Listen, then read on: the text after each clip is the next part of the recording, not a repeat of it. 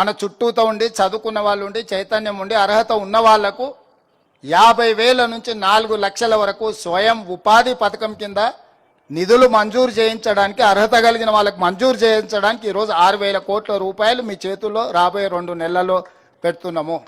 June 2 నాడు 5 లక్షల మంది లబ్ధిదారులను మనం ప్రకటించబోతున్నాము. నాకు తెలుసు కాబట్టి 5 అంతస్తుల భవనం ఉంది, అయినా 5 లక్షల రూపాయలు ఇస్తా అంటే అది మాత్రం కుదరదు. గతంలో అట్లా చేసిన వాళ్ళు ఎక్కడున్నారో మీరు చూసిరు. ఇప్పుడు మాత్రం అట్లా కుదరదని చెప్పి ఈ వేదిక మీద నుంచి మా సహచార మంత్రివర్గ సభ్యులకు మా మిత్రులకు చెప్తున్నా. నిజమైన నిరుద్యోగ యువకులకు ఇది అందాలి. ఈ ప్రభుత్వం మీద విశ్వాసం కలగాలి.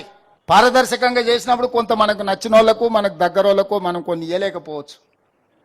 అంత మాత్రాన పథకం వైఫల్యం చెందినట్టు కాదు. మనకు కావాల్సిన వాళ్ళకి ఇంకో రూపంలో రాజకీయంగా అవకాశాలు కల్పించండి. సర్పంచ్కో ఎంపీటీసీకో జడ్పీటీసీకో ఎంపీపీకో రాజకీయ పదవులు ఇవ్వండి మన వాళ్ళు ఎవరైనా ఉంటే. కానీ పథకాలలో మాత్రం పారదర్శకంగా ఉండాలి. అప్పుడే ప్రజలకు మనం ఆదర్శవంతంగా ఉంటాం. ఆదర్శవంతమైన పరిపాలన అందించాల్సిన అవసరం మన మీద ఉన్నది.